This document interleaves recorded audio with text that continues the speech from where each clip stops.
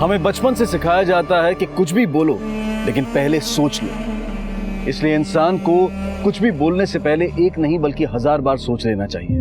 और ऐसा इसलिए क्योंकि इंसान कई बार कुछ ऐसी हरकतें कर बैठता है, कुछ ऐसी गलतियां कर बैठता है जिन्हें ना तो पलटा जा सकता है, ना सुधारा जा सकता है और ना ही उनका कोई समाधान हो सकता है। इनफैक्ट कई बार तो आम लोग, ऐसे लोग जिनका कोई क्रिमिनल बैकग्राउंड नहीं है, वो ऐसी हरकतें, ऐसा कृत्य कर बैठते हैं कि अगर जिंदगी भर भी उसका भुगतान किया जाए तो उसका प्रायश्चित पूरा नहीं होता। हमारी आज की कहानी भी कुछ ऐसी ही घटनाओं से ताल्लुक रखती है जिनकी शुरुआत एक इंपल्स यानी कि आवेश में आकर होश खो देने से होती है। वसीम भाई गलती से हो गया, कॉलर छोड़ दो वसीम भाई। गलती? ये देख, ये स्क्रैच आई मेरी गाड़ी पे। इसका पैसा को तेरा बाप भरेगा? वसीम भाई मैं भर दूंगा जो भी होगा। वसीम भाई जो मैं भर दूंगा। नहीं मम्मी खून साले। अरे रुको, अरे क्या कर रहे हो वसीम साहब? पहले बेटे को संभालो, देखो कितना खून बह रहा है। अस्पताल लेके जाओ। तूने मेरे बेटे का खून निकाला ना, अभी वैसे ही उससे ज्यादा खून तेरी बेटी का निकालूंगा। वो तेरी बेटी है ना, छोड़ूंगा नहीं उसको मैं। अरे वसीम भाई छोड़ूंगा नहीं, बच्चा भी खून हो जाएगा। लेके जाओ, रुक जाओ, खून बह रहा है। अरे अभी तो जा रहा हूँ, लेकिन अभी आऊंगा, तेरी बेटी को छोड़ूंगा नहीं। अरे फोन करके बाबू और रमेश को यहाँ बुला। हाथों में चल चल।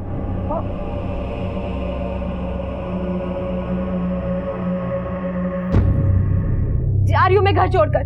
देखा ना वो वसीम का बच्चा कैसे धमकी देकर गया है, मेरी बच्ची की जान ले लेगा। तू बेकार में डर रही है, दिमाग खराब हो गया क्या तेरा? हाँ मेरा दिमाग खराब हो गया और तुम अपना देख लो। क्या खून खराबा करना इतना जरूरी है? माही देखो, चुप रहो। अभी मम्मी जी को चोट लगी है, थोड़ी देर में आके वो मेरी महक की जान लेगा। मैं अपनी महक को कुछ होते नहीं देख सकती। और हाँ सुना है कि उसने अपने बादलपुर से रिश्तेदार भी बुला लिए। तुमने उसके बेटे का खून जो बहाया है। चुप कर जा यार, क्या है मम्मी? चुप कर जा सुप्रिया। बेटा कुछ नहीं होगा तुझे, और ना तेरी महक को कुछ होगा। हम लोग हैं ना। और देख बेटा, तुझे कहीं भी जाने की जरूरत नहीं है। नहीं मम्मी जी, मैं नहीं रुक सकती। मैं अपनी महक को कुछ होते नहीं देख सकती। और हाँ, जा रही हूँ अपनी मम्मी के घर, 15 किलोमीटर दूर बाजितपुर। यहाँ से जैसे तैसे करके चली जाऊंगी। तुम बैठे रहो यहाँ पर। हाँ जा, जाना है तो। अरे बहुत शैतान हो गया ये, अभी से बात कराइए जरा। हाँ करा रही हूँ बात, 1 मिनट बस। हाँ करा रही हूँ बस। हाँ हाँ हाँ डैडी बोल रहे। हाँ हाँ। अरे खांसी हो रही है इसे? अरे सुन, ये सर्दी बहुत हो रही है, ढक के रख इसको। नहीं ठंड लग जाएगी, तबीयत खराब हो जाएगी। हाँ जाड़ा बहुत है। और भाई? अच्छा चल मैं बाद में बात करता हूँ, है ना, गाड़ी चला रहा हूँ। ठीक है। ओ भाई थम जा, तेरे को बहुत जल्दी हो रखी है। रमन भाई को तो आ जाने दे। अबे यार, तुम दोनों की वजह से रोज घर पहुंचने में देर हो जाती है। देख भाई, ये तू जान, दोस्ती की है ना तो निभानी तो पड़ेगी। तू डायलॉग मत मार, फोन लगा। अरे भाई आता ही होगा वो यार। बेटा सुन तो, सुप्रिया सुन तो बेटा, सुप्रिया।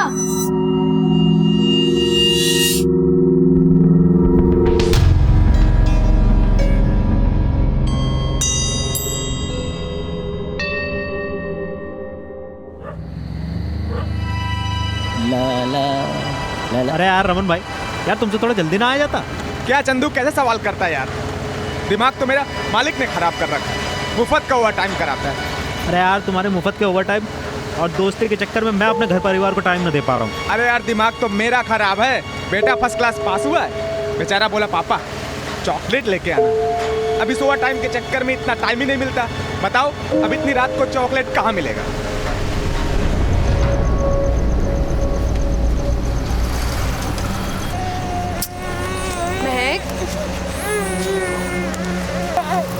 मेरा बच्चा ठंडी लग रही है।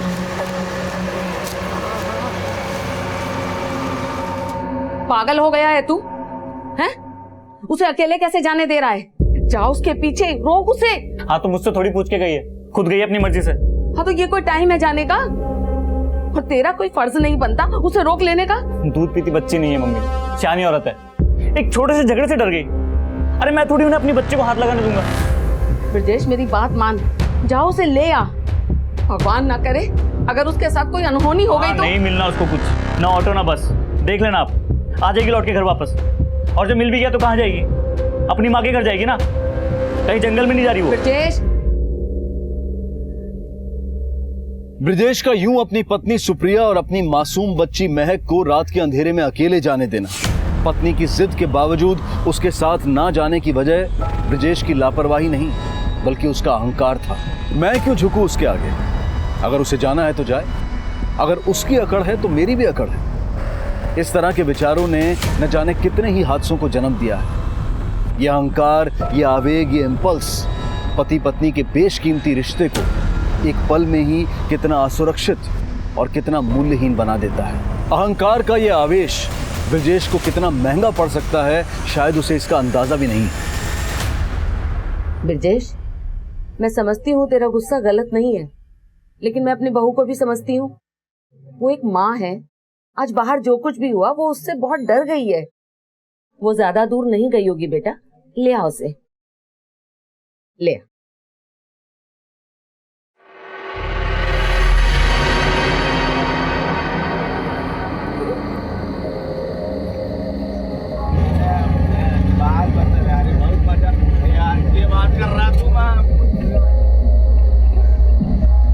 भाई साहब, बाजितपुर चलोगे क्या?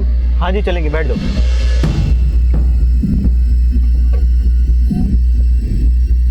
अरे आप वहां मत बैठो, वहां बच्चों को हवा लगेगी। आप एक काम करो, इस सीट पे बैठ जाओ, यहाँ हवा नहीं लगेगी। सामने बैठ जाओ ना।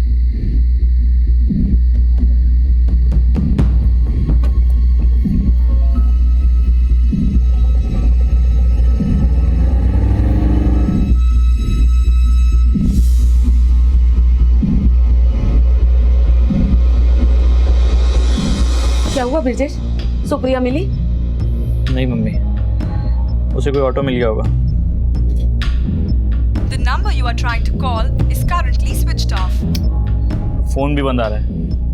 तंग आ गया हूं मैं। इसे अपना फोन चार्ज करना कभी याद नहीं रहता। ऐसा कर, उसकी मम्मी से पूछ ले फोन करके। अब उन्हें भी टेंशन दो। आधे पौने घंटे में पहुंच जाएगी, तब फोन करके पूछ लूंगा उनसे। अब आप बैठिए, मैं खाना बनाता हूँ।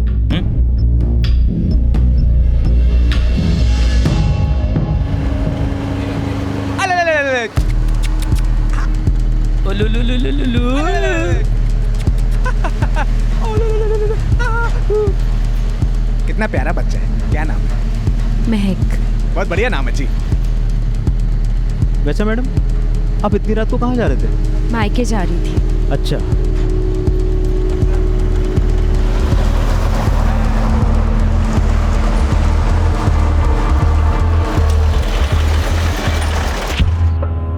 जी मम्मी जी।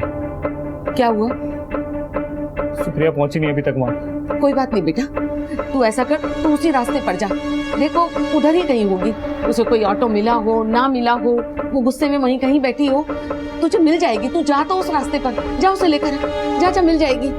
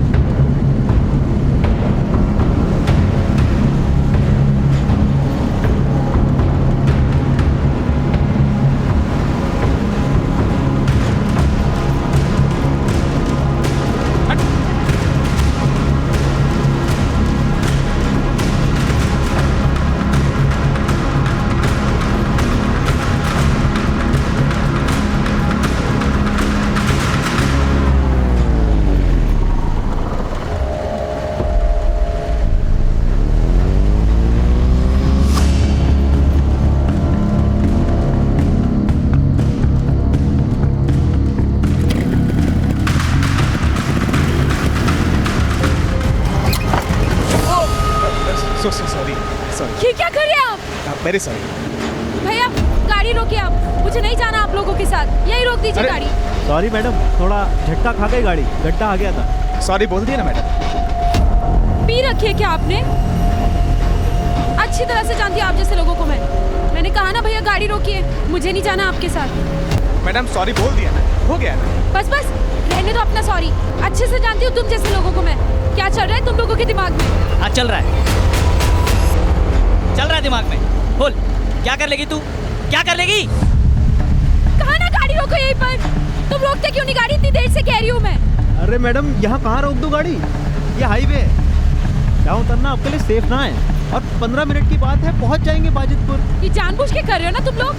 तीनों की मिलीभगत है। रोक दो गाड़ी। बेकार का शक कर रही हो मैडम आप। कोई शक नहीं कर रही, सब जानती हूँ मैं। तुम लोगों की ना नीयत ठीक नहीं है। होश में रह के बात करो मैडम। हम लोग क्या गुंडे मावले दिखते हैं? वो क्या कहते हैं, बलात्कारी दिखते हैं क्या?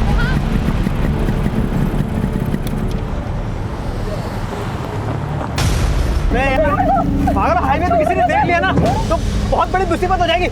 अरे बिजू नहीं, छोड़ दो मुझे, छोड़ो मुझे। मैं तुम लोगों से तुम लोग छोड़ो, छोड़ दो मेरी बच्ची। बिजू छोड़, तू हट जा। बिजू छोड़, तू भी तो बता। चलो छोड़, चलो छोड़, नहीं क्या बोली सुना नहीं तेरे। बिजू लड़के हो, रुक जा। क्या बोला उसने, सुना नहीं। क्या बोला बिजू? नहीं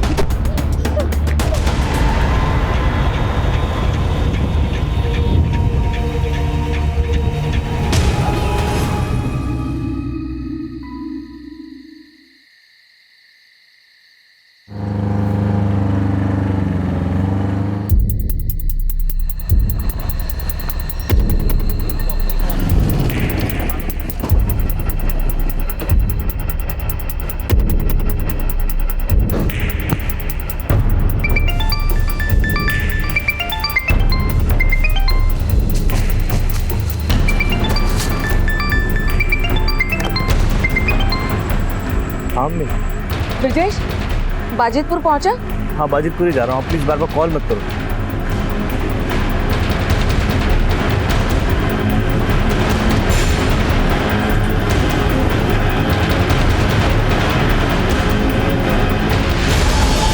ये गलत है, ये सही नहीं किया तुमने। अरे कुछ गलत नहीं किया, कुछ चल के आई थी हमारे पास, ऊपर से धमकी अलग। मैं तो कहता हूँ बहती नदी में तू भी हाथ धो ले, अब कुछ ना कर पाएगी ये। मजे ले ले। देख, अगर तू कुछ नहीं करेगा ना तो भी तेरा नाम आएगा। मैं तो बोल रहा हूँ तू सारे अरमान पूरे कर ले। अरे जाना।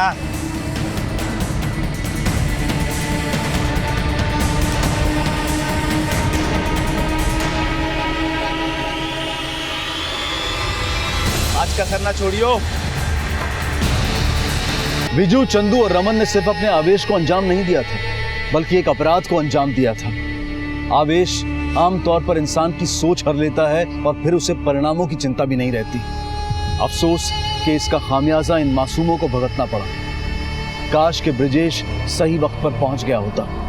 1.5-2 घंटे से निकली हुई है, फोन भी घर पे छोड़ा हुआ है। घर से यहाँ तक का सारा रास्ता देख लिया, कहीं नहीं मिली। अरे कामाक्षी, मुझे तो लगता है वो वहीं कहीं होगी, आसपास पड़ोस में किसी सहेली के घर। सुप्रिया बड़ी सियानी लड़की है, इतनी रात को इतनी दूर नहीं आएगी। दामन जी, आप जाकर वहीं कहीं ढूंढिए उसे, जाइए जल्दी।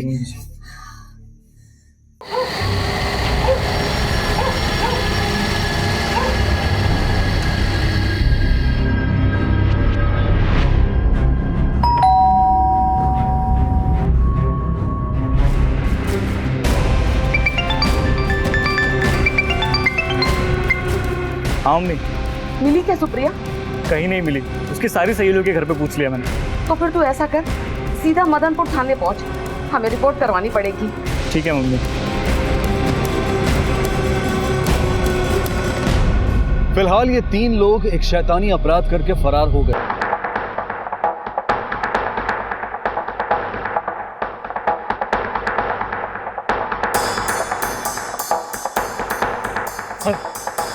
सर कंप्लेन लिखवाई है सर। सर मेरी बीवी और बच्चे 5-6 घंटे से गायब है सर। हाँ भैया भाई, 24 घंटे से पहले रिपोर्ट ना लिखी जाती गुमशुदगी की। नहीं लिखी जाती? हाँ सर, मेरी बीवी और बच्चों को कुछ हो गया तो? सर मैं हर जगह ढूंढ चुका हूँ, कहीं नहीं मिल रहे वो लोग। सर प्लीज सर मेरी हेल्प करो सर, मैं बहुत टेंशन हूँ सर, प्लीज। जो भी हुआ ना, बहुत ही गलत हुआ है। गलत नहीं, पाप हुआ है हमसे। ओ बकवास बंद करो तुम दोनों। भूल के लड़की क्या बोल रही थी? बलात्कारी। हाँ, पुलिस में जाने की धमकी दे रही थी, अब जाए पुलिस में। रमन भाई, आपकी बीवी को मरे हुए 3 साल हो गए ना, लेकिन आज तो बड़ा मजा आया होगा, हैं? और अब आप पाप पुण्य के प्रवचन दे रहे हैं। लाइफ को एंजॉय करो ना भाई, एंजॉय करो। भाई मैंने तो बड़ा एंजॉय किया। कैसी धमकी? सर मेरे हाथ में बसीन के बेटे को चोट लगी थी, तो उसने मेरी बेटी महक को नुकसान पहुंचाने की धमकी दी। तूने मेरे बेटे का खून निकाला ना, अभी वैसे ही उससे ज्यादा खून तेरी बेटी का निकालूंगा। यानी कि इसी धमकी की वजह से तुम्हारी बीवी बच्ची को लेकर घर छोड़कर चली गई? जी सर। ये भी तो हो सकता है कि आस पड़ोस में कहीं गई हो। नहीं सर, मैं आस पड़ोस में हर जगह देख चुका हूँ, वो कहीं नहीं मिली। भाई देखो ऐसा है, वैसे तो हम 24 घंटे से पहले कोई गुमशुदगी की रिपोर्ट लिखते नहीं, क्योंकि मामला औरत और बच्ची का है तो हम कार्रवाई करते हैं। उनकी तस्वीर है तुम्हारे पास? जी सर, मेरे फोन में। मदनपुर से बाजितपुर के बीच में जितने भी थाने हैं सब में ये फोटो सर्कुलेट करवा दो, सभी पीसीआर को अलर्ट कर दो। सर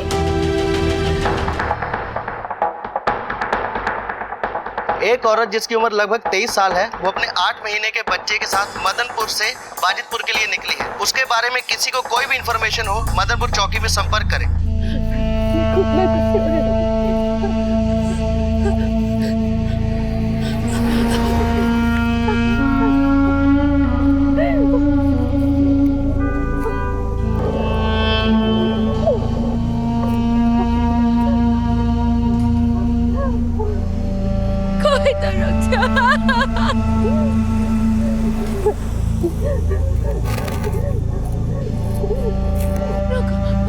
रुक जाइए, रुक जाइए, मेरी बच्ची को हॉस्पिटल, मेरी बच्ची हॉस्पिटल चले ना। ये तो वही लग रही है।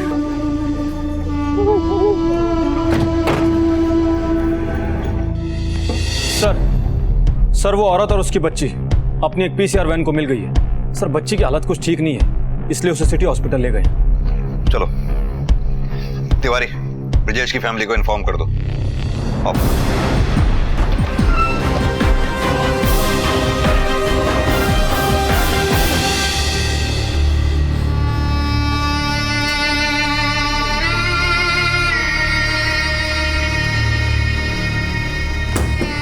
आइए जल्दी यहाँ। क्या हो गया?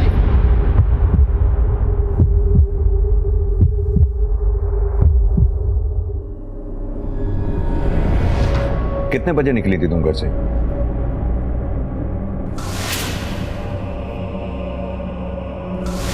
मेरी बच्ची ला दो। मेरी बच्ची कहाँ है? कहाँ है मेरी महक?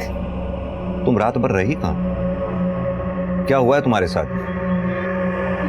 तुम लेके गई थी ना मेरी बच्ची को। मेरी बच्ची ला कर दो। भूखी है, कल रात से भूखी है, वो छोटी सी है, वो समझ में नहीं आता। सुप्रिया, तुम्हारी बेटी अब नहीं रही। नहीं रही मतलब?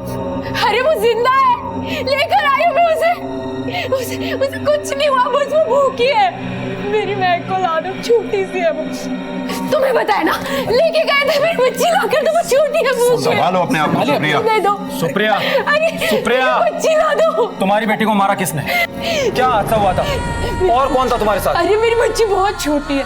तुम्हारे पति ब्रिजेश ने मारा या खुद तुमने ही मार डाला अपनी बेटी को? ला दो ना, तुम ला दो। कोई तुम इधर शरीर पर चोट के निशान कैसे? मेरी बच्ची का, मेरी बच्ची ला। किसी ने हमला किया तुम पर? बैठ जाओ सुप्रिया, अरे शाम को पूछ रहे, बताओ।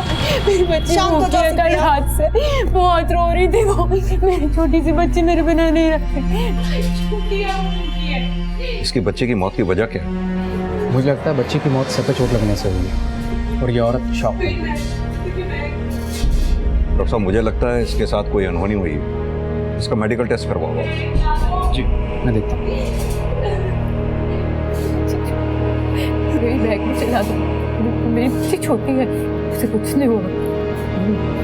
मैं अपने बच्चे को कुछ होने की दूंगी। महक ला।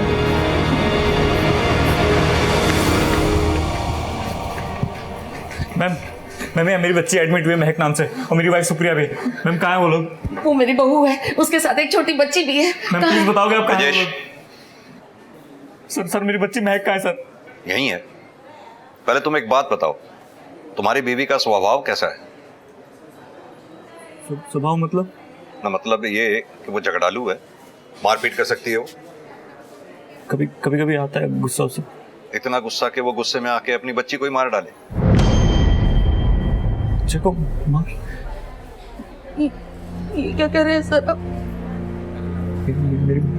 मेरी बच्ची कहाँ है सर? सर प्लीज सर मेरे को बताओ सर, महक कहाँ है? मेरी बच्ची कहाँ है सर? सर मेरी बच्ची कहाँ है सर? प्लीज सर मुझे बता दो सर, मेरी बच्ची कहाँ है? और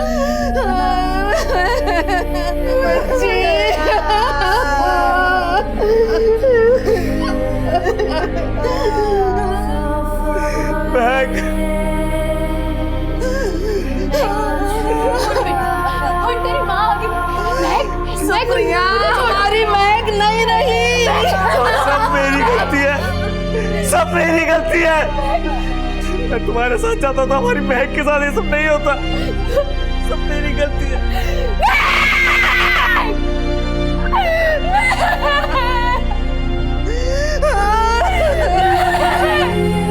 अपनी बेटी को नहीं बचा मैं, नहीं बचा मैं अपनी बेटी को। मेरी गलती है। मेरी बच्ची,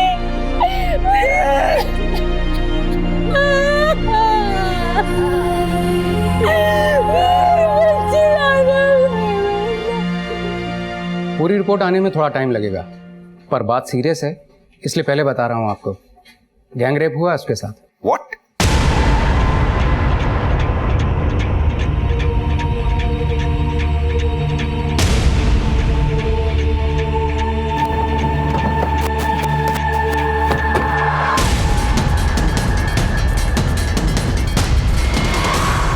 ये क्या कह रहे हैं आप? जी, मेडिकल रिपोर्ट के मुताबिक आपकी बहू के साथ सामूहिक बलात्कार हुआ।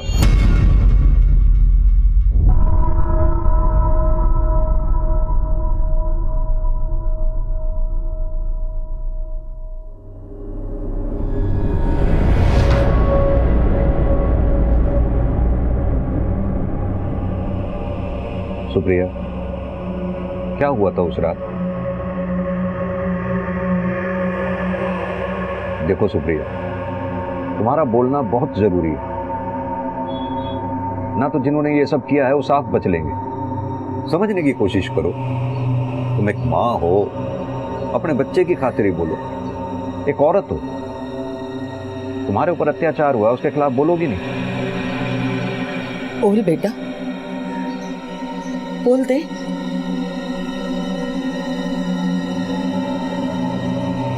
देखो सुप्रिया, डरने की जरूरत ना है, हम लोग हैं तुम्हारे साथ। जो कुछ भी जानती हो बता दो।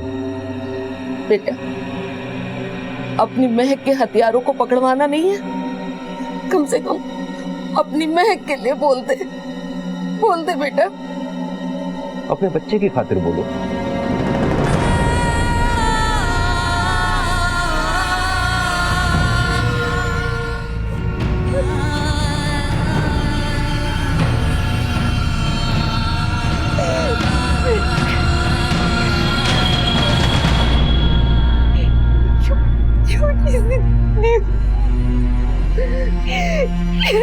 क्या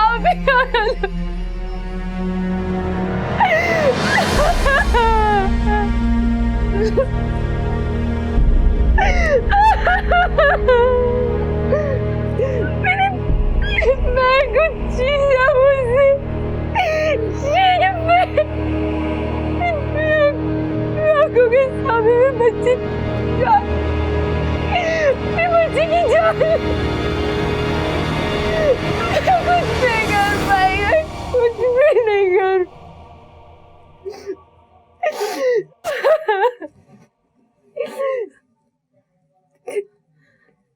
तीन आदमी थे, वो रास्ते में मिल गए, मेरे साथ बदतमीजी की। मेरी बच्ची को उस रात की और कोई खास बात, कुछ भी नोटिस किया हो तुमने? सर, हमने अपनी बेटी को बहुत प्यार से पाला था, लेकिन इस संकट से उसे बचा नहीं पाए।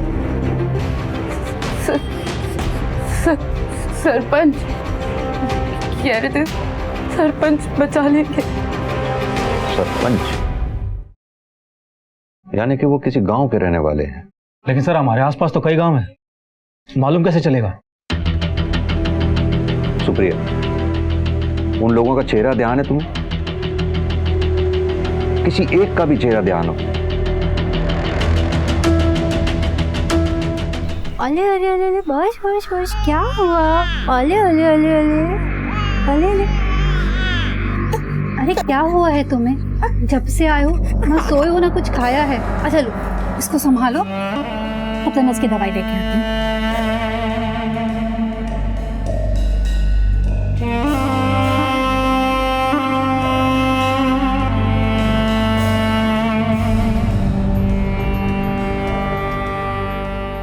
योगेश, ये हादसा मदनपुर और बाजीपुर के बीच में हुआ है और दोनों जगहों के बीच का फासला करीब 15 किलोमीटर है। पीसीआर के मुताबिक सुप्रिया उन्हें जहां मिली थी वो एरिया मदनपुर से 10 किलोमीटर की दूरी पे है, यानी कि जो कुछ भी हुआ इसी बीच में हुआ। क्राइम स्पॉट पे भी जाके देखो, शायद कुछ मिले। सर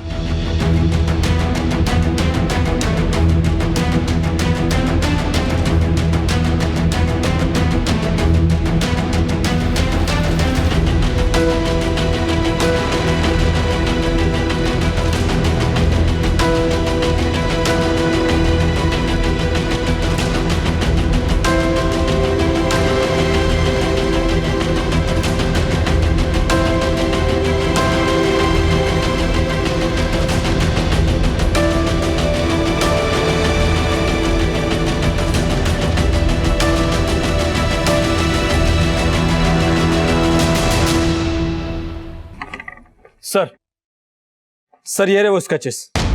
सर सुप्रिया के बताए हुलिये के मुताबिक ये दोनों स्केच उन दोनों रेपिस्ट से मैच नहीं कर पाए, जबकि सर ये स्केच मैच कर गया। सर ये स्केच उस ऑटो ड्राइवर का है जिसमें सुप्रिया बैठी थी। भाई साहब बाजितपुर चलोगे क्या? हाँ जी चलेंगे, बैठ जाओ। सर सुप्रिया के बच्चे की पोस्टमार्टम रिपोर्ट।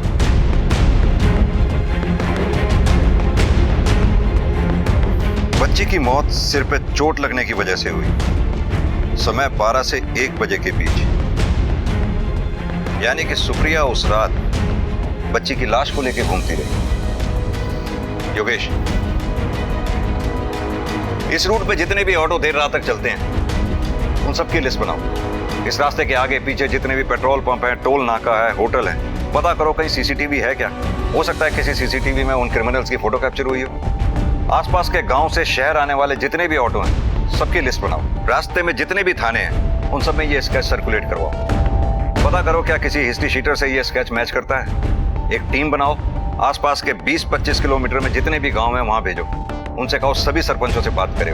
सर पुलिस के हाथ में स्केच था और एरिया काफी बड़ा था। इतने बड़े एरिया से 3 लोगों को ढूंढना बहुत मुश्किल काम था। पुलिस चाहती थी कि कोई और लीड मिले और सारा काम उन्हें जल्द ही निपटाना था ताकि अपराधियों को भागने का मौका न मिले। पुलिस पूरी शिद्दत से अपने काम में जुट गई।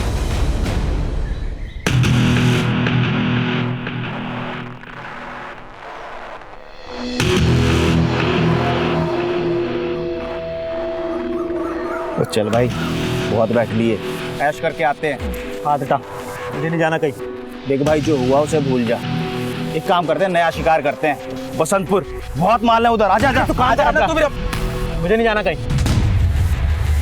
देख रमन, ये तो हो गया फट्टू। अब तू बता, तू साथ चलेगा या नहीं, या फिर यहाँ बैठ के अपनी बीवी का गम मनाता रहेगा? देख, उस दिन की बात मत कर।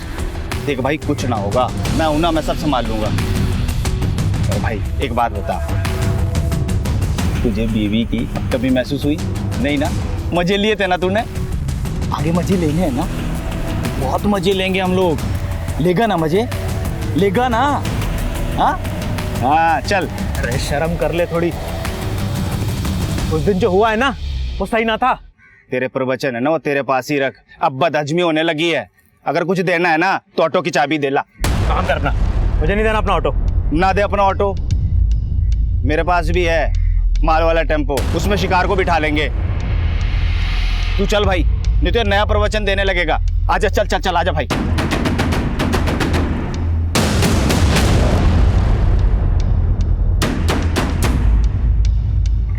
सर उस ऑटो रिक्शा वाले का पता लग गया है। ये ग्राम बंदीपुर का रहने वाला है। सर वहाँ के सरपंच ने स्केच पहचान लिया है। हो सकता है बाकी दोनों भी उसी गांव के रहने वाले हों। चलो।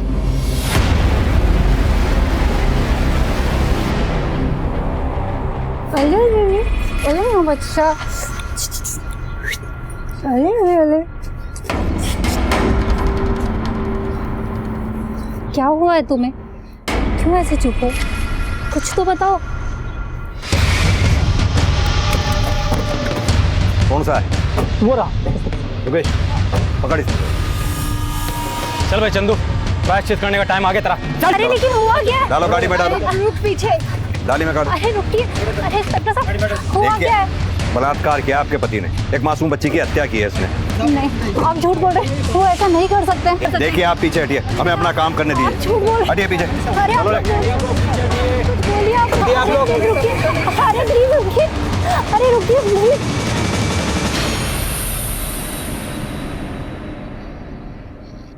बोल। गलती हो गई साहब, दोस्तों के बहकावे में शराब पी रखी थी साहब। मैंने खुद को रोकने की कोशिश की लेकिन नीयत खराब हो गई साहब। नीयत खराब हो गई थी? नीयत? बच्ची को क्यों मारा? और तेरा तो एक बेटा भी है ना, जरा सा भी ख्याल ना है तुझे? बोल। साहब उसके सर पे शैतान सवार था, लड़की उसके हाथ से आ रही थी, इसलिए गुस्से में उसने उससे बच्ची। किसने? तेरे साथ दो लोग थे, कौन है वो दोनों? रमन पाल और विजू कुमार।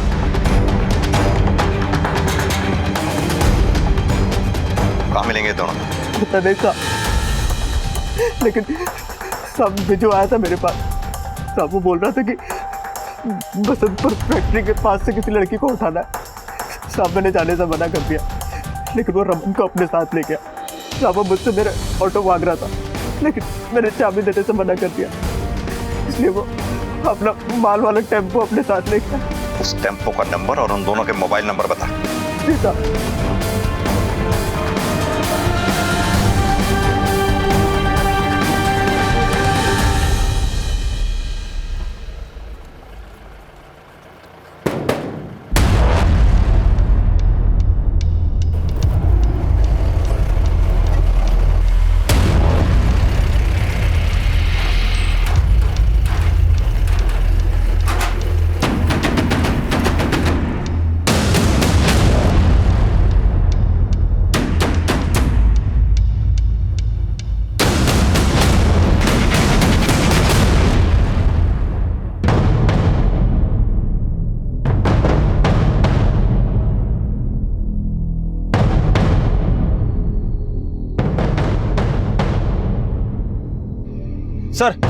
सर वो रहा टेम्पो जिसके बारे में चंदू ने हमें बताया था, 9329। पक्का वही है? हाँ सर। ले कमाल दे, दौड़ा उसके पीछे।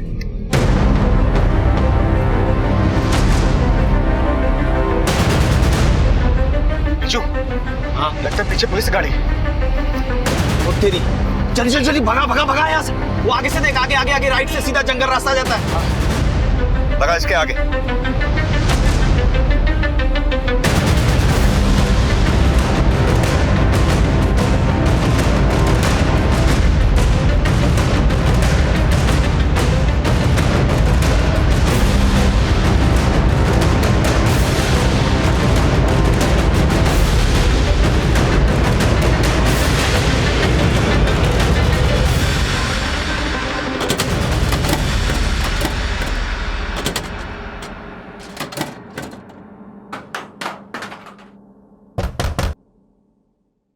खोलो इसे। बलात्कारी बोला था उसने आपसे, पुलिस में जाने की धमकी भी थी, खून खौल गया था हमारा। साहब हमारी ऐसी पहले से कोई नियत नहीं थी, लेकिन उस लड़की ने धमकी दी थी। बीजू ने बोला कि उसको सबक सिखाते। साहब मैं इसके बहकावे में आ गया, गलती हो गई मुझसे। बच्ची को क्यों मारा? साहब दारू पी रखी थी, होश नहीं था, और वो बच्ची रोए जा रही थी, वो अर्थ उसे छोड़ नहीं रही थी। सब वो कबाब में हड्डी बन रही थी, इसलिए मैंने सिर्फ उसे हाथ से खींच के अलग किया। सब मुझे बिल्कुल अंदाजा नहीं था कि वो मर जाएगी, मैंने सोचा नहीं था साहब। बिना सोचे इतनी हिम्मत आ गई, और वो भी ऐसी हिम्मत कि लड़कियों की इज्जत से खेलना अपनी आदत बना डाला। तुम लोगों को अगर मौत की भी सजा मिले ना, कम है। मदनपुर पुलिस नोएडा उत्तर प्रदेश ने शिकायत दर्ज किए जाने के सिर्फ 48 घंटों में अपनी सूझबूझ और मेहनत से इस संगीन केस को हल कर दिया, जिसके लिए उनकी जितनी सराहना की जाए वो कम है।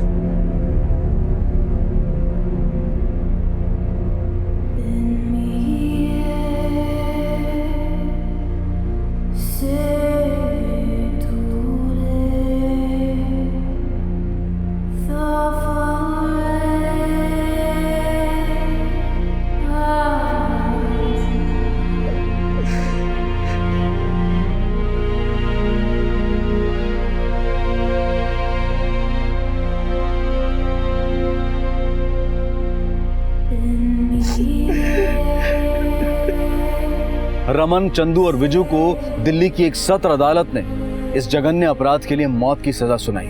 काश इन लोगों ने अपने आवेश को समय रहते नियंत्रण में कर लिया होता। काश विवेक और बुद्धि इनका साथ देती और आवेश थम जाता, अपराध का रूप न लेता।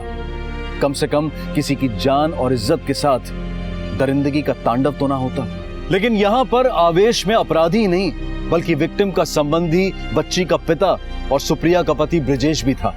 पहले लापरवाही में और फिर अहंकार में आकर उसने अपनी पत्नी और अपनी बच्ची को हैवानियत के मुंह में धकेल दिया। सड़क चलती लड़की पर सीटी बजाना हीरोगिरी नहीं बल्कि एक शर्मनाक हरकत है, अपराध है। और जब इन्हीं छोटे छोटे अपराधों में मजा आने लगे तो समझ लीजिए कि बड़ा अपराध और जेल की सलाखें दूर नहीं। देखते हैं हमारे आज के एपिसोड की दूसरी कहानी।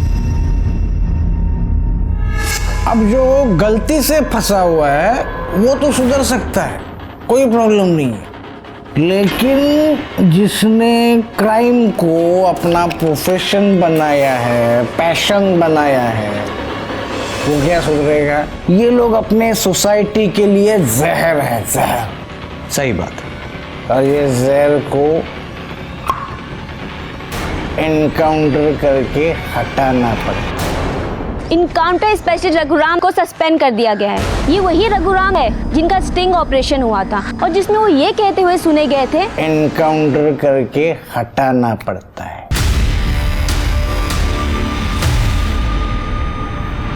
सर, आपको फेक इनकाउंटर के चार्ज पे सस्पेंड किया गया है। इनकाउंटर के नाम पे आपने मर्डर किया है। सर, आप अपनी सफाई में कुछ कहना चाहेंगे? अपनी बेगुनाही के लिए कुछ कहना चाहेंगे?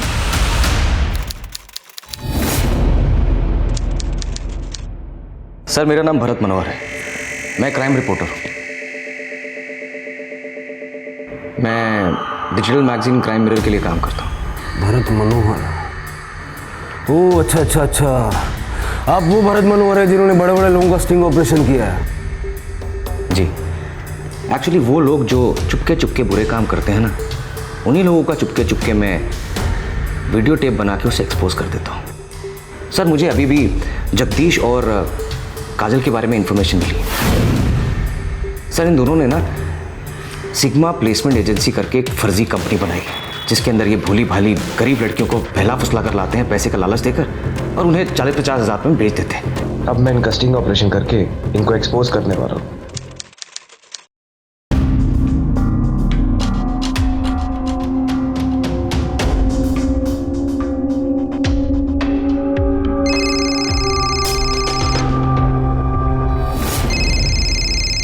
चलो।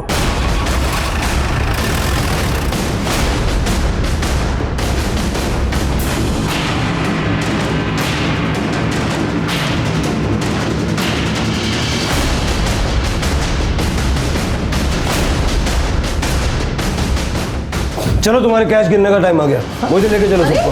मतलब भरत भाई, ये क्या चल रहा है? सर, ये स्टिंग ऑपरेशन की फुटेज। Sting operation? काहे का स्टिंग ऑपरेशन? किया क्या हमने? ह्यूमन ट्रैफिकिंग, देखो व्यापार। इंग्लिश हिंदी दोनों समझते हो ना?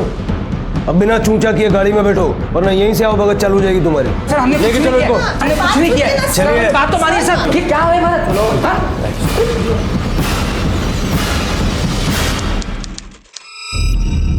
देखिए सर, हमारी एक छोटी सी कंपनी है, घर काम के लिए बाई दिलाना, डोमेस्टिक हेल्प प्रोवाइड करना हमारा काम है और उसी लिए हमने उन 2 लड़कियों को वहां पर बुलाया था। हाँ सर, मैं एक औरत हूँ। मैं किसी लड़की के साथ ऐसी घटिया हरकत सोच भी नहीं सकती।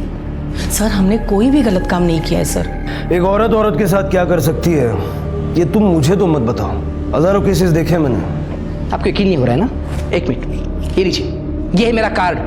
देखिए देखिए, आप हमें किसी भी झूठे इल्जाम में अंदर नहीं कर सकते। ये कार्ड दिखा के इम्प्रेस कर रहा है मुझे? ऐसे कार्ड गली गली में 300 रुपए में छपते हैं। पकड़। क्या बात कर रहे हो आप? मैं को उठाए गिरा नहीं हूँ, टैक्स पे करता हूँ मैं। देखिए, मैं चुप बैठने वालों से नहीं हूँ, मैं मीडिया के पास जाऊंगा। तू क्या मीडिया के पास जाएगा? मीडिया ही तुझे यहाँ लेके आया है। और टैक्स पे करने से तेरे गोरख धंधे लीगल नहीं हो जाते। मैंने कुछ भी इलीगल। तुम 2 मिनट चुप बैठो, मैं बात करती हूँ। सर, हम शरीफ लोग हैं, सोसाइटी में हमारी इज्जत है, और आप ऐसे किसी के भी कहने पे हमें यहाँ उठा ले आए, और वो भी ह्यूमन ट्रैफिकिंग के इल्जाम में। सर, हमारी इज्जत मिट्टी में मिल जाएगी सर। सर प्लीज हमें छोड़ दीजिए। छानबीन होने तो जाने देंगे। कंप्लेंट आई है, रेड में पकड़े गए हो, समझे?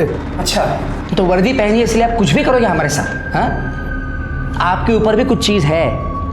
कानून नाम की चीज इस देश में है।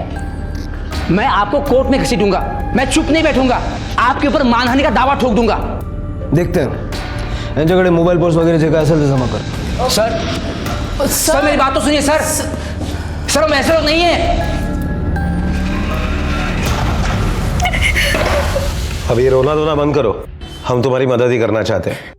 अब ये बताओ कि तुम लोग वहां पर क्या कर रहे थे? साहब, नौकरी के लिए गए थे वहां पे। काजल दीदी ने बोला कि ऑफिस में चाय पानी और झाड़ू पोछा के लिए भाई चाहिए। कुछ गलत काम नहीं करने गए थे साहब, हम सच बोल रहे हैं। अभी क्या साहब, कभी कोई गलत काम नहीं किया। घर घर काम करके पेट पाल रही हूँ साहब। एक छोटी बच्ची भी है पड़ोसी के पास। इनका मेडिकल करवाओ, स्टेटमेंट लिखो लो और जाने दो। ओके सर, आइए।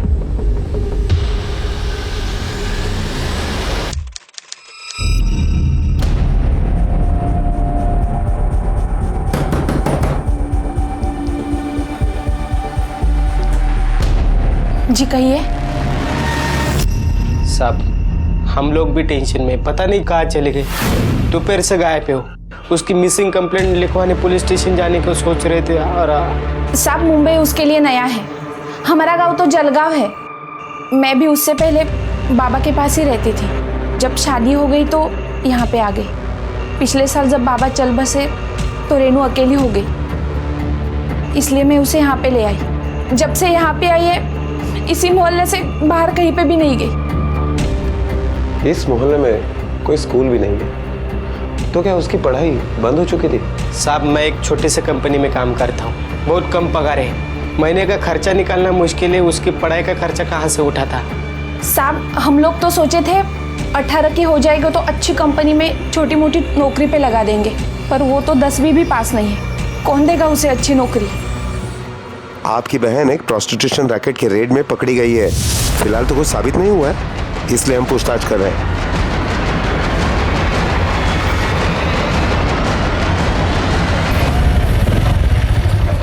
शायद ये घर है।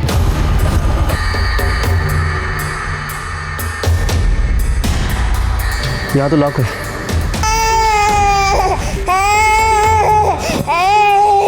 चला त्यांना विचारूया। मैडम, ये सीमाचं घर है ना? हो साहब। इसके घर में कौन कौन रहता है? और इसकी ये बेटी, उसके पति तो 6 महीना पहले इसे छोड़कर चला गया। बेचारी तब से अकेली इस बच्ची को पाल रही है। लोगों के घर में झाड़ू इकट्ठा करके पैसे कमा लेती है। अच्छा, ये काम पर कब जाती है और वापस कब लौटती है? साहब, दोपहर को जाती है, शाम को 6 बजे तक वापस आ जाती है। मालूम नहीं क्यों आज अभी तक आई नहीं। बच्ची कब से रोई जा रही है। मैं वही देखने के लिए बाहर आई। पर साहब, आप सीमा के बारे में इतना क्यों पूछ रहे हैं? कुछ हुआ है क्या? सर, रेणु और सीमा की मेडिकल रिपोर्ट कल आ जाएगी। सर, साइबर टेक्नीशियन के मुताबिक उस चिप का डेटा रिकवर करने की कोशिश की तो पता चला कि वो चिप तो खाली है, उसमें कोई रिकॉर्डिंग हुई ही नहीं। मुझे अगर वो जगदीश को ब्लैकमेल करना चाहता था या लड़कियों का फायदा उठाना चाहता था या फिर उसका कोई पर्सनल मोटिव था, तो उसने पुलिस को इन्वॉल्व करने का रिस्क क्यों लिया? स्टिंग ऑपरेशन के जरिए जहां बड़े बड़े खुलासे हुए, वहीं स्टिंग ऑपरेशन के जरिए खुलासे करने वाले पत्रकार भी खुद इसका शिकार होते हुए दिखाई दे। और यह भी देखा गया कि स्टिंग ऑपरेशन के नाम पर कुछ लोग वसूली और ब्लैकमेलिंग करके पैसा बनाने लगे। और अदालत ने भी एक नहीं बल्कि कई मामलों में स्टिंग ऑपरेशन के वीडियो से छेड़छाड़ की बात की और सच मानो कहीं गर्त में गुम हो गया। और इस स्टिंग ऑपरेशन की सत्यता क्या थी? क्या यह सच था या फिर कोई जालसाजी? और अगर यह झूठ था तो कोई रिपोर्टर ऐसा झूठा स्टिंग ऑपरेशन क्यों करेगा?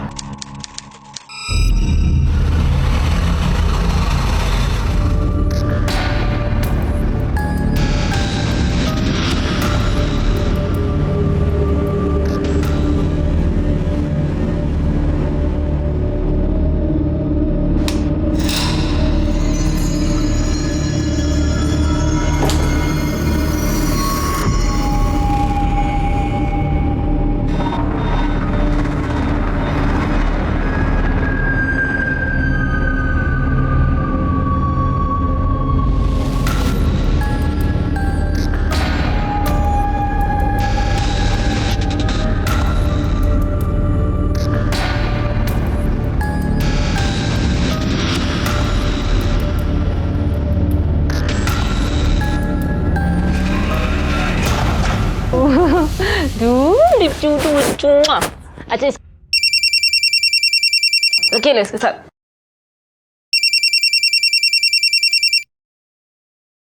हाँ बोलो।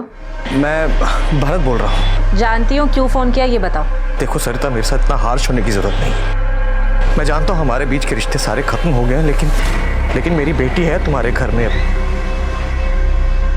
जिसे मिलने के लिए मुझे कोर्ट ने इजाजत दी है। और मैंने तुम्हें यही याद दिलाने के लिए फोन किया था कि कल मेरी उससे मिलने की तारीख है। कल मुझे कुछ जरूरी काम है, तुम नेक्स्ट वीक मिल लेना। सरिता प्लीज ऐसे मत करो।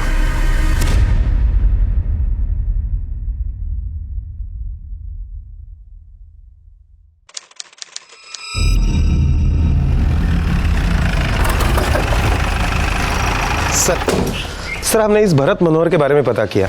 वो इस क्राइम मिरर मैगजीन के लिए पिछले 15 साल से रिपोर्टिंग का काम कर रहा है, लेकिन पिछले 2 साल में ये मैगजीन प्रिंट से डिजिटल में कन्वर्ट हो गया है और इसकी नौकरी खतरे में आ गई क्योंकि इसके पुराने तरीके नए डिजिटल नॉलेज के सामने फेल होने लगे। इसने स्टिंग ऑपरेशन का रास्ता चुना। इसने एक पुलिस इंस्पेक्टर का स्टिंग ऑपरेशन भी किया।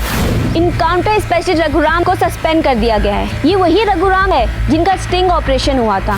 शायद अपनी नौकरी बचाने के लिए उसने स्टिंग ऑपरेशन किया हो जो फेक हो। सर टेक्निकल एक्सपर्ट्स के मुताबिक अगर कैमरे के अंदर करप्ट चिप डाली जाए और जैसे रिकॉर्डिंग का बटन दबाया जाए तो कैमरा तुरंत सिग्नल दे देता है कि कैमरे के अंदर करप्ट चिप है।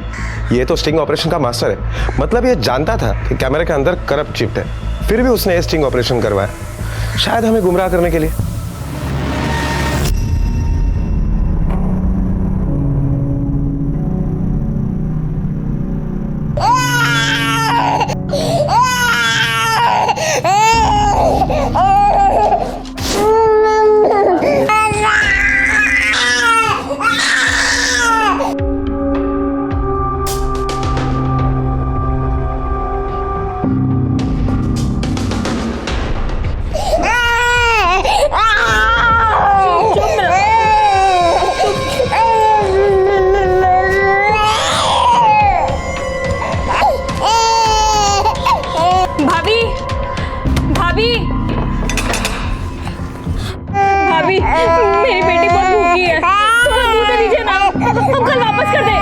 माफी करो, हम ना गरीब लोग हैं, हमारे पास इतना नहीं है कि हम बांटते फिरे। और तुझे पैसों की क्या जरूरत है? तेरे पास तो इतने है कि तू दूध तो छोड़, दूध की डेयरी तक खरीद सकती है। तू कितनी सती सावित्री है ना, ये मैं बहुत अच्छी तरीके से जान चुकी हूँ। और तेरे जैसी औरत के साथ बात करके ना मैं अपनी बदनामी नहीं करवाना चाहती हूँ। चल निकल यहाँ से। भाभी सुनिए ना, भाभी सुनिए ना, भाभी।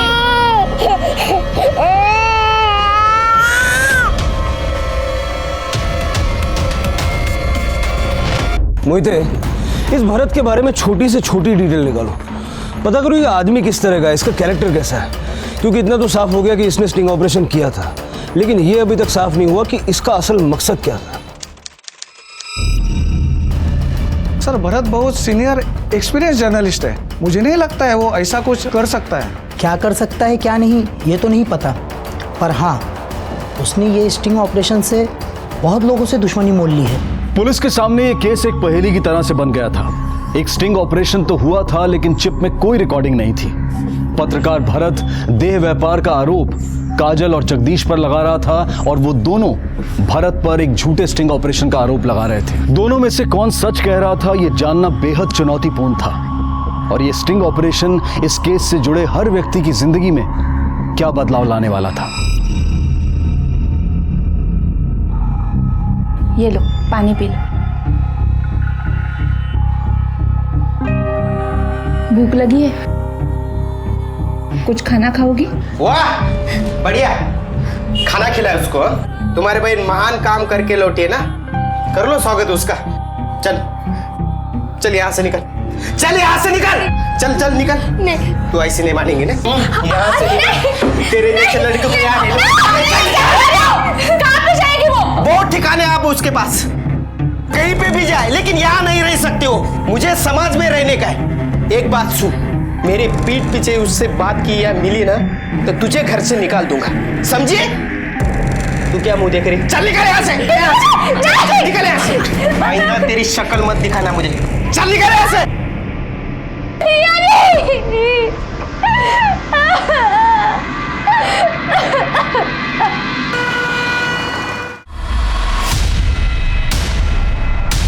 इसका मेडिकल करवा के इसको घर भेज दिया था ना?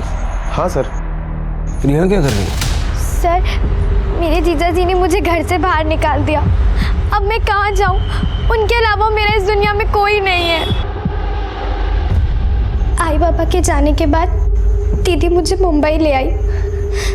जीजा जी ज़्यादा नहीं कमाते थे, इसीलिए उन्हें भी मैं बोझ लगने लगी। हमेशा ताने देते रहते थे, मुझे भी और दीदी को भी। वहीं पे ये मुन्ना भी रहता था। और एक दिन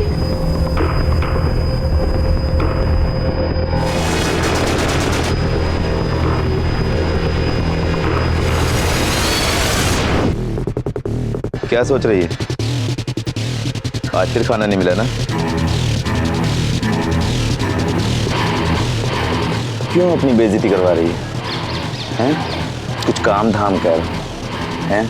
अपने पैरों पे खड़ी हो जा। जब 4 पैसे आएंगे ना तो इनका मुंह अपने आप बंद हो जाएगा। मैं दिलवाता हूँ तेरे को काम। पहले बाबा पे बोझ थी और अब दीदी जीजा जी पे भी बोझ बन गई थी। मैंने सोचा अगर कुछ ढंग का काम मिल जाए तो मैं कुछ पैसे कमा लूँ, तो किसी पे बोझ नहीं रहूँगी। इसीलिए मैं मुन्ना के साथ गई। वो मुझे अनीता आंटी के पास लेकर गया। फिर अनीता आंटी ने मुझे काजल मैडम से मिलाया एक रेस्टोरेंट में। अगले दिन काजल मैडम मुझे एक ऑफिस में लेके गई, वही ऑफिस जहाँ से आप हमें यहाँ लेके आए थे। तो जब उस दिन तुम्हें ऑफिस बुलाया गया था, हमारे पहुंचने से पहले वहाँ क्या क्या हुआ था? काजल मैडम ने उस आदमी को मुझे देखने को बोला।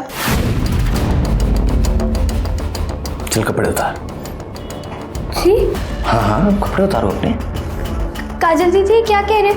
पूरे 50,000 दिए तुम्हारे, तो कपड़े तो उतारने पड़ेंगे ना। फिर वो मेरे पास आया और मेरे कपड़े उतारने लगा और फिर इधर उधर हाथ लगाने लगा।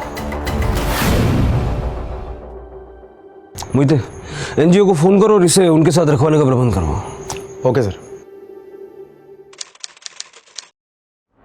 अच्छा, वो ऑफिस जहाँ इनको अरेस्ट किया वो किसका है? आपका है?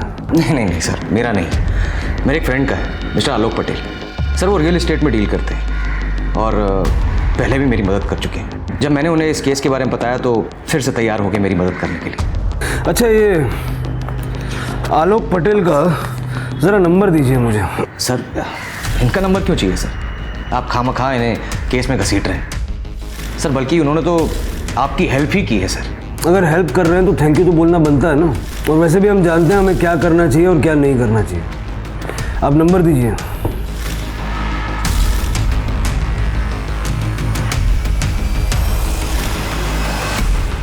सर मैं आलोक पटेल।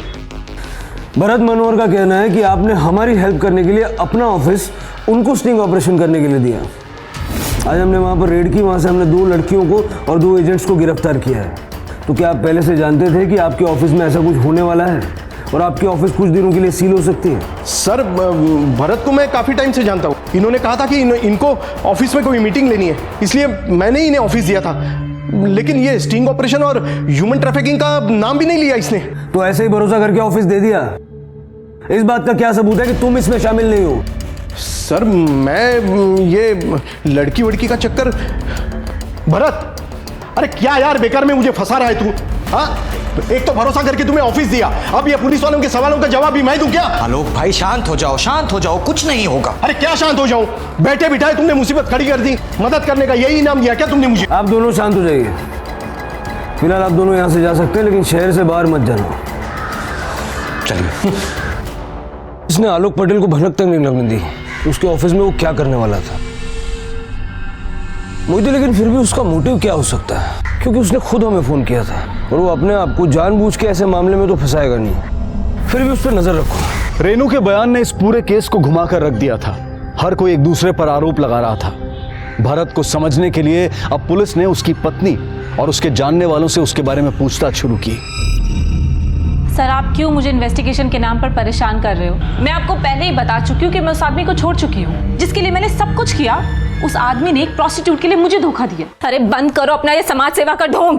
ये समाज सेवा नहीं है, मेरा काम है और मेरे काम को गाली मत दो। अच्छा, तुम काम के नाम पर हमारे रिश्ते को गाली दे सकते हो, मैं तुम्हारे ढोंग को गाली नहीं दे सकती हूँ।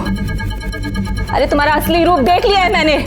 बंद करो ये शरीफ होने का नाटक। मुझे शर्म आती है खुद पर कि मैंने तुम जैसे नीच आदमी के लिए अपनी फैमिली, अपना करियर सब कुछ छोड़ दिया, लेकिन तुमने एक प्रोस्टिट्यूट के लिए 1000 बार समझाया तुम्हें सरिता, मैंने 1000 बार कि हमारे बीच में कुछ नहीं है। एक औरत होने के बावजूद एक दूसरी औरत के लिए तुम्हारे प्रति बिल्कुल भी सहानुभूति नहीं है। मुझे उससे नहीं पर तुमसे उम्मीद थी। अरे क्या उम्मीद थी मुझसे?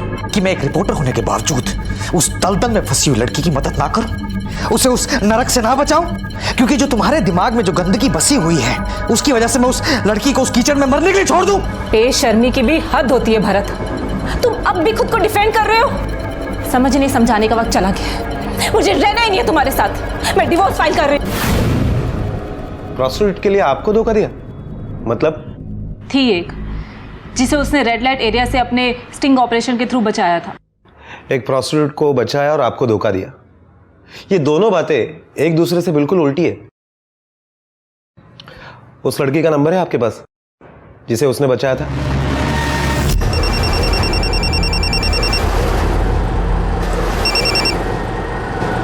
हेलो जी, मैं दिव्या बात कर रही हूँ।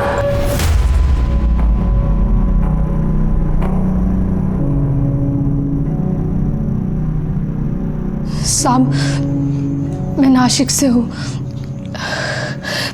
मेरे अंकल काम देने का झूठ बोलकर मुझे मुंबई लेके आए और यहाँ के लड़कियों के दलाल को मुझे बेच दिया।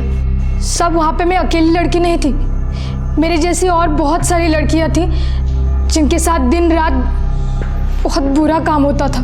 तो फिर तुम वहाँ से बाहर कैसे निकले? भरत साहब जैसे नेक इंसान की वजह से मैं वहाँ से बाहर निकल पाई सर। उन्होंने स्टिंग ऑपरेशन किया और पुलिस को बताया, जिसमें सब लोग पकड़े गए। जो लड़कियां जहाँ की थी उनको वहीं पे भेज दिया। साहब, मैं भी घर चली गई थी, लेकिन जब मेरे घर वालों को पता चला कि इतने दिन मैं कहाँ थी, क्या कर रही थी, तो उन्होंने मुझे घर में लेने से इनकार कर दिया। मैं सड़क पर आ गई थी साहब, तो मैंने भरत सर को बोला, वो मुझे एनजीओ में लेके गए। तो जब भरत ने तुम्हारे लिए इतना कुछ किया तो उसने उसकी कोई कीमत मांगी? मेरा मतलब है फिजिकल फेवर या ऐसा कुछ?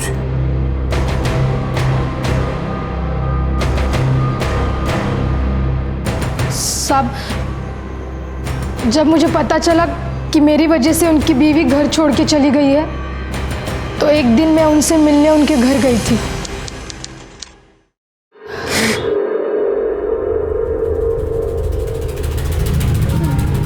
सर, ये सब मेरी वजह से हुआ है। ना ही आप मेरी मदद करते और ना आपकी बीवी आप पर शक खाती। आप चाहे ना तो मैं उनसे मिलकर उनको समझा सकती हूँ कि वो जो कुछ समझ रही है, सोच रही है, वो सब गलत है। मैं सब कुछ कर चुका हूँ। वो मेरी बात मानने को तैयार ही नहीं है। मेरा परिवार टूट गया, मेरा घर टूट गया, मुझे समझ में नहीं आ रहा मैं क्या करूँ, समझ में नहीं आ रहा।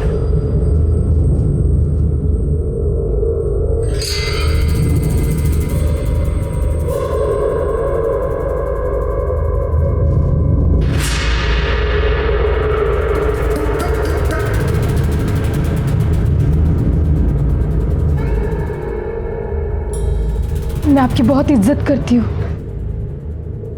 पर मुझसे ये सब sorry. I am really sorry. I am sorry. साहब, भरत सर जैसा आदमी मैंने जिंदगी में पहली बार देखा है, जिनको मना करने पर उन्होंने खुद को रोका नहीं बल्कि मुझसे माफी भी मांगी। वरना जिंदगी में जो भी मिला है नोच खाने वाला ही मिला है। भरत सर बहुत अच्छे इंसान है। ठीक है, तुम जा सकते हो।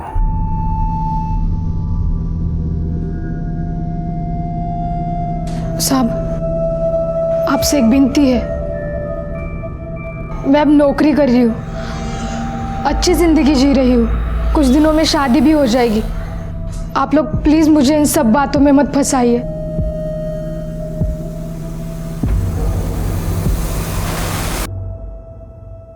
मुझे इसकी बात पे विश्वास करना थोड़ा मुश्किल है। मुझे लगता है ये सच नहीं बोल रही। अगर भरत ने इसके साथ कुछ गलत किया भी होगा तो ये छुपा रही है, क्योंकि अब इसके साथ सब कुछ ठीक है और ये नहीं चाहती है कि इसके पास की वजह से इसका फ्यूचर खराब हो। मोहिते, भरत को वापस बुलाओ। मिस्टर मनोहर, डिटेल में बताइए ये स्टिंग ऑपरेशन आपने कैसे किया? सर, मैंने इनकी कंपनी के ऑफिस पे फ़ोन किया और इन्होंने मुझे गोरई बोरीवली वेस्ट वाले एड्रेस पर बुलाया।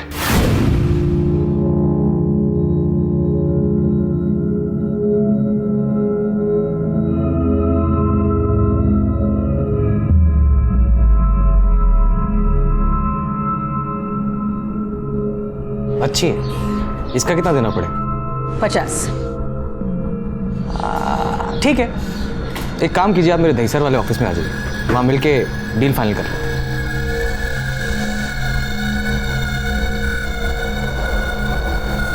आपने छोटे लड़की के लिए बोला था, फिर भी मैं दोनों को ले आई हूँ। एक बार देख लो और जिसको रखना है वो बता दो।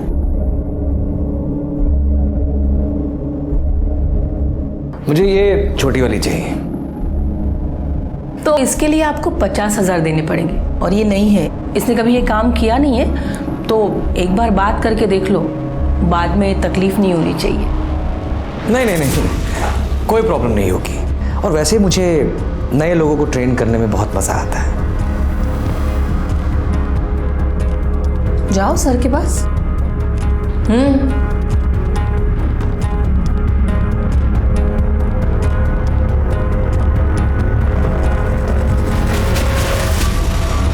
क्या नाम है तुम्हारा? रेनू। कितने साल की हो तुम? पिछले महीने 15 साल की हुई हूँ।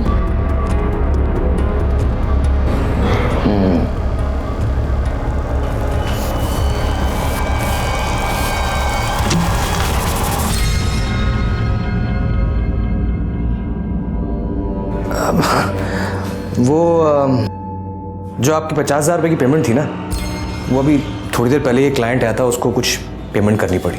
नहीं, 20,000 रुपये है मेरे पास, तो मैं काम करता हूँ, बाकी के 30,000 जो है ना वो एटीएम से निकाल लेता हूँ। एटीएम सामने ही है। हाँ ठीक है, आप लोग यहाँ बैठिए, मैं एटीएम से पैसे निकाल कर आता हूँ।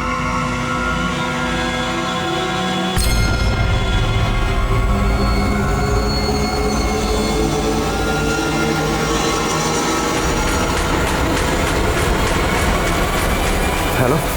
लेकिन जगदीश और लड़कियों का कहना है कि आपने उन्हें वहां घर काम के लिए बाई चाहिए ऐसा बोल के बुलाया था।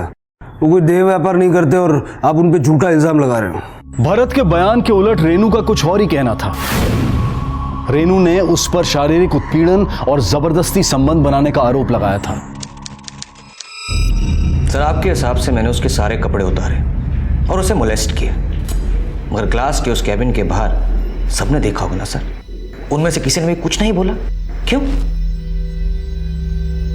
क्योंकि सर आपने उनमें से किसी की भी स्टेटमेंट ही नहीं ली, क्योंकि अगर आप लेते तो आपका झूठ पकड़ा जाता। शायद सर आप भूल रहे हैं कि वहां मैंने आपको बुलाया था। चलो मान लेते हैं कि तुमने कुछ नहीं किया और ये स्टिंग ऑपरेशन तुम्हारे काम का हिस्सा था। पुलिस को बुलाया, वो भी अच्छा काम किया, लेकिन अपने स्टिंग ऑपरेशन को सच दिखाने के लिए तुम्हें लड़की के पास जाना पड़ा होगा, उसे छूना भी पड़ा होगा। समझते करना पड़ता है। हम भी जब अंडरकवर ऑपरेशन करते हैं तो ऑपरेशन को सक्सेसफुल बनाने के लिए कभी कभी छोटी मोटी गलत चीजें करनी पड़ती हैं। सर जो हुआ नहीं हुआ वो तो कोर्ट में साबित हो जाएगा सर। वैसे भी इतनी क्या जल्दी है? लेकिन चाल बहुत अच्छी चली सर आपने, बहुत अच्छी। मगर मैं फंसा नहीं, क्योंकि मैंने कुछ गलत किया ही नहीं सर।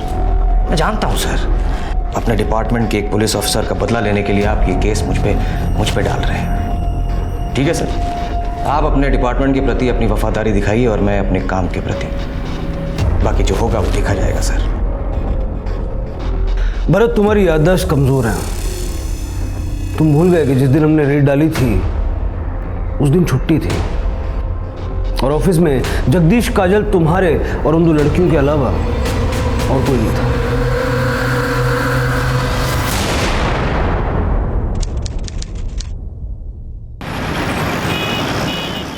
सर, रेणु और सीमा, इन दोनों की मेडिकल रिपोर्ट आ गई है। सर, रिपोर्ट के मुताबिक रेणु तो आज तक किसी भी सेक्सुअल एक्टिविटीज में इन्वॉल्व नहीं है। हाँ, लेकिन बावजूद सीमा का पति 6 महीने पहले उसे छोड़कर चला गया, सीमा आज भी सेक्सुअल एक्टिव है। कई बार उसके साथ शारीरिक संबंध हुए हैं। मतलब सीमा का कहीं अफेयर है या फिर उसने हमसे झूठ बोला? मोहिते, मुझे लगता है कि सीमा इस दलदल में फंस गई है और रेणु शायद इसमें गिरने से बच गई। सीमा को पूछताछ के लिए वापस बुलाओ। सीमा, ये तुम्हारी मेडिकल रिपोर्ट है। इसके मुताबिक तुम लगातार शारीरिक संबंध बनाती आई हो, जबकि तुमने बताया कि 6 महीने पहले तुम्हारा पति तुम्हें छोड़ के चला गया। क्या आप भी यही कहोगी कि तुम इसमें इन्वॉल्व नहीं हो? देखो, तुम्हारे एक झूठ से काजल और जगदीश बच जाएंगे और तुम्हारे जैसी न जाने कितने लड़कियों की जिंदगियां बर्बाद कर देंगे।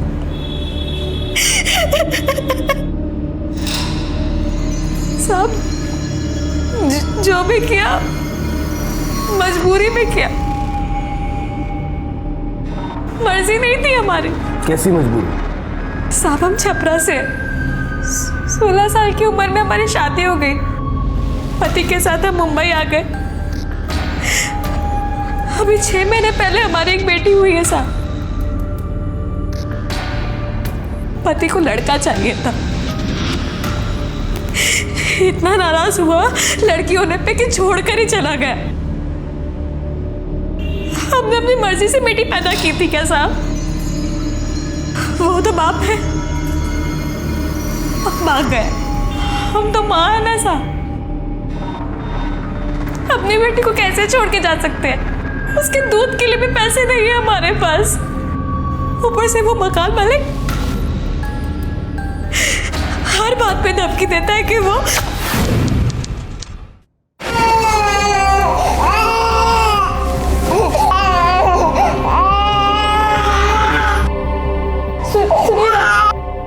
थोड़ा पैसे दे दीजिए ना, अभी बेटी भूखी है। किस बात के पैसे?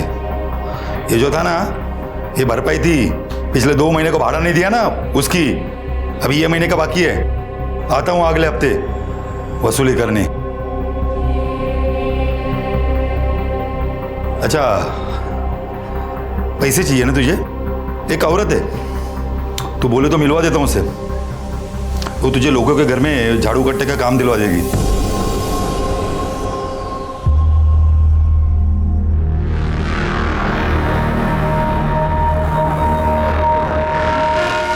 झाड़ू पोछा करके कितना कमा लेगी? महीना भर खुद को घिसेगी ना तो भी ज्यादा से ज्यादा 1000-1200, उसके ऊपर नहीं। और जो मैं कह रही हूँ वो करेगी तो 1 घंटे का 1000 मिलेगा। देख, तू जवान है, दिखने में भी ठीक ठाक है, शायद 1000 से ज्यादा भी मिल जाए। हाँ, और किसी कस्टमर का तुझ पे दिल आ गया तो क्या कहना? आप हमें कौन से काम के लिए बोल रही हैं? सब समझ रही है तू, बच्ची नहीं है, खुद का बच्चा पालना है तुझे। पैसे की भूख भी नहीं है तुझे। देख, दिन में 1 कस्टमर करने का और खुश रहने का, बाद में पूरा दिन बच्चे को संभालने का। शुरू में थोड़ा लगेगा, बाद में आदत हो जाएगी। अरे सिर्फ 10 मिनट का काम है, तेरा कुछ भी नहीं जाएगा और बच्चा भी एकदम अच्छे से पल जाएगा। खुद के बारे में मत सोच, बच्चे का सोच। हाँ, बोल, क्या बोलती है? हाँ,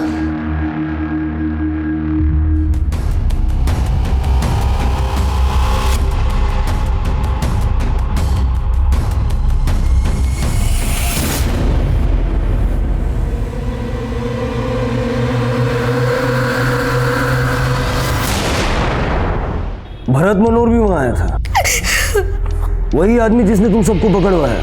हाँ साहब। मोहिते, ये फोटो ठीक तरह से देखो, क्या ये वही आदमी है? हाँ साहब, ये वही आदमी है। वैसे भरत जी, हमारा रेफरेंस किसने दिया? वो एक पार्टी में एक आदमी मिला था, उससे। अच्छा। और वैसे भी नंबर कहाँ से मिला, कैसे मिला, उससे क्या फर्क पड़ता है? वो तो है। आप तो एक सर्विस प्रोवाइड करते हैं ना जी, और मैं आपको पैसे दूंगा, बात खत्म। पर आपका एडवांस देना पड़ेगा। हाँ बिल्कुल। ये 1000 रुपये चलेंगे? वो क्या है कि मेरे पास अभी कैश नहीं है। ठीक है, कोई बात नहीं। काजल, उसे लेके आना।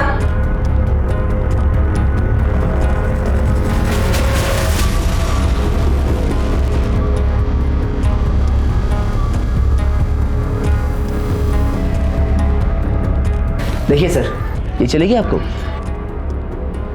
I mean, आप चाहे तो चेक कर सकते हैं। हाँ, अच्छी है ये।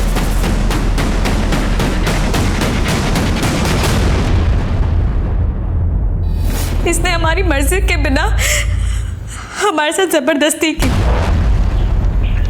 और पूरे पैसे भी नहीं दिए साहब। इसको ऐसे लगाना है, लगाओ, ये लो, लगाओ, लगाओ। हाँ, अच्छे। इसको ऐसे लगाओ, ऐसे।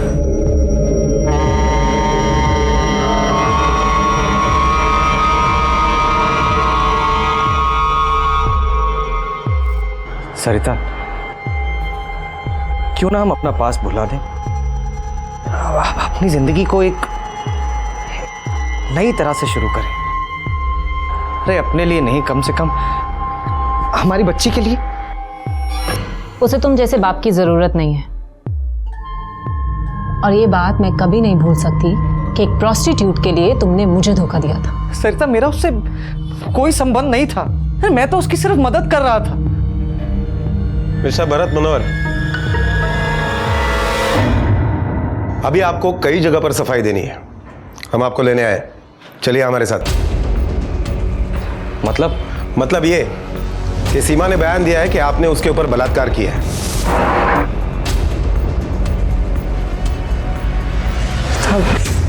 और उसके बयान के आधार पर हम आपको गिरफ्तार करने आए हैं। देखिए, आप बच्चे को लेकर बाहर निकल जाइए, उसके सामने इनको अरेस्ट करना अच्छी बात नहीं होगी।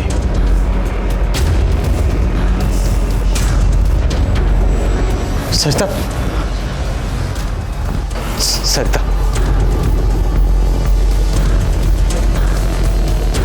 चलिए। तो ऐसे आपके डिपार्टमेंट ने मुझसे बदला लेने का फैसला किया है, हाँ? मुझे फंसाया गया है। अब तो आप ये भी कहेंगे ना कि ये जो मेरे खिलाफ चार्जेस हैं ये नॉन वेरिएबल है, यही कहेंगे ना आप, है ना? बहुत जानकारी रखते हैं आप, बाकी की जानकारी पुलिस स्टेशन में आकर देना।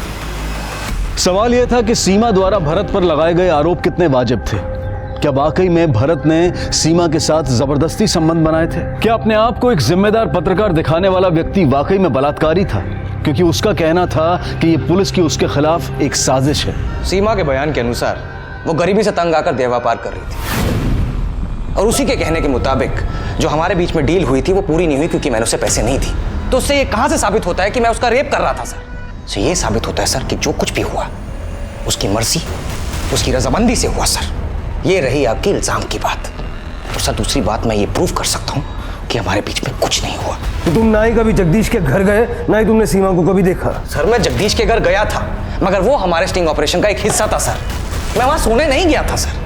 मैंने कुछ नहीं किया सर, मैंने कुछ नहीं किया। तुम्हारे खिलाफ हमारे पास सबूत भी है और शिकायत भी, और कौन निर्दोष है कौन मुजरिम ये कोर्ट तय करेगा। फिलहाल हम तुम्हें कस्टडी में ले रहे हैं।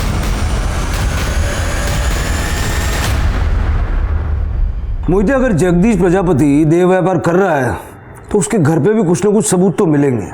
जरा देखो।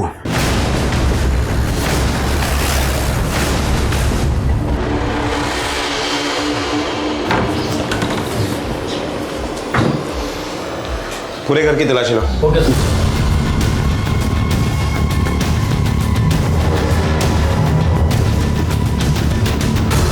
सर, हार्ड डिस्क मिला है। ऊपर जाके देखो।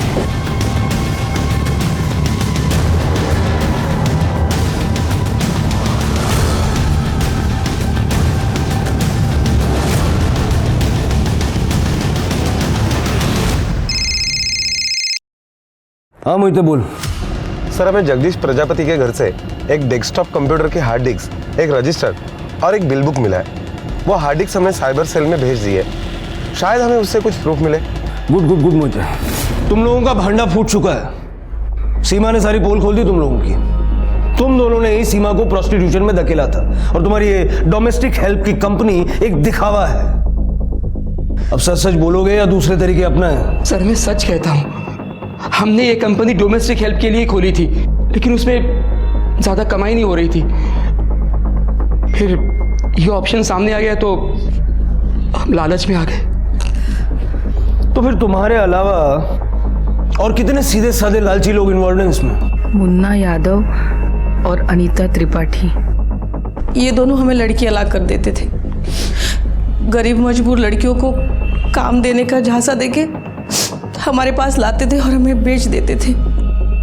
और ये भरत मनोहर का क्या लेना देना है? उसने हमें नहीं, आपको भी धोखा दिया है सर।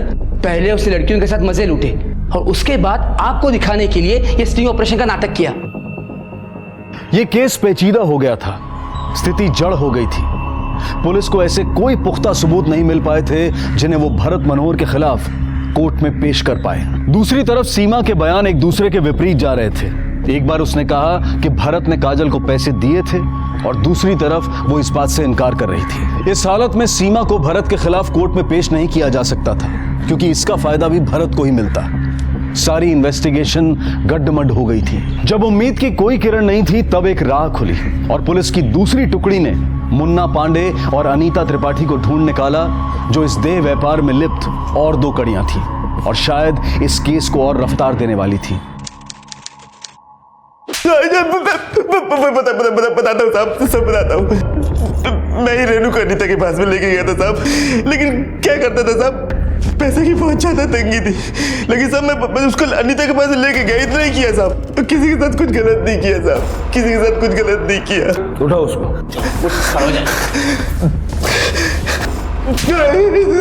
15 साल की एक बच्ची को बेच दिया और अभी सोच रहे कि कुछ गलत नहीं किया। मोहिते, इसको इतना तोड़ो, इसकी समझ में आना चाहिए क्या सही है और क्या गलत। हाँ बेटा।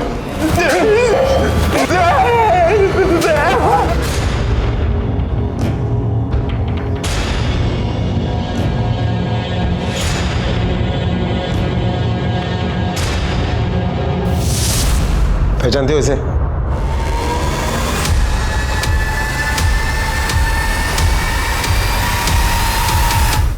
यही था वो, यही है वो।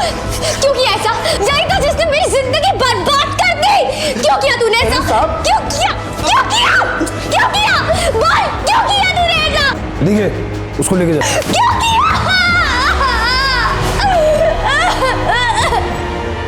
भरत का क्राइम साबित करने के लिए कोई पुख्ता सबूत नहीं थे और ऊपर से इस मामले में स्टिंग ऑपरेशन के जरिए उसने ही पुलिस को फ्रेश ट्रेड में इन्वॉल्व लोगों को पकड़ने में मदद भी की थी। इस केस में कई सवाल उठ रहे थे जिनके जवाब पुलिस इन्वेस्टिगेशन में कहीं सामने नहीं आए थे और सीमा और रेनू के स्टेटमेंट्स में काफी कॉन्ट्रडिक्शंस थे। इन सभी तथ्यों को मद्देनजर रखते हुए अदालत ने भरत मनोहर को बाइज्जत बरी कर दिया। जगदीश और काजल प्रजापति को वेश्यावृत्ति के लिए और मुन्ना पांडे और अनीता त्रिपाठी को नाबालिग लड़कियों को अगवा करने और बेचने के लिए आईपीसी की धारा 366, 372 और 373 के तहत सजा सुनाई गई। रेनू के अनाथ, गरीब और बेसहारा होने ने ही उसे दलदल की तरफ धकेला था और सीमा अपनी बच्ची के लिए दूध खरीदने के लिए बिक गई थी। जिन हालात में इंसान के प्रति सहानुभूति होनी चाहिए, उन्हीं का फायदा उठाना इंसानियत के पतन की निशानी है। एक की मजबूरी दूसरे का अवसर बन जाती है, लेकिन अपने आप को अवसरवादी होने से बचाना इंसान का खुद का धर्म है। इसी विचार के साथ अब मैं अनूप सोनी आपसे विदा लेता हूं। फिर मुलाकात होगी अगले एपिसोड में एक और चौंका देने वाले केस के साथ। तब तक अपना और अपने परिवार का ख्याल रखें और देखते रहें क्राइम पेट्रोल डायल 100। सबक एक को सीख हम सबको। जय हिंद। इस तरह के और भी एपिसोड देखने के लिए हमारे चैनल को सब्सक्राइब करें और बेल आइकन दबाना ना भूलें।